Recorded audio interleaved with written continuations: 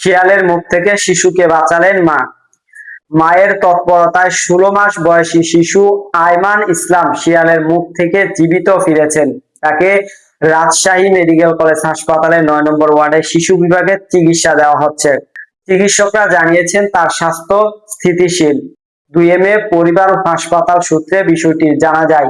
এর আগে বৃহস্পতিবার 30 এপ্রিল বিকেল 4:30টার দিকে নওগাঁয় নজিরপুর উপজেলার ফয়েমপুর গ্রামে ঘটনাটি ঘটে। পরিবার জানায়, বাড়ির বারান্দায় বসে খেলছিল আয়মান।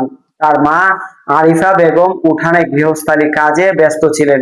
এই সময় পাশের বাগান থেকে একটি শিয়াল হঠাৎ করে শিশুটির ঘাড়ে কামড় দিয়ে দ্রুত সরে যেতে থাকে।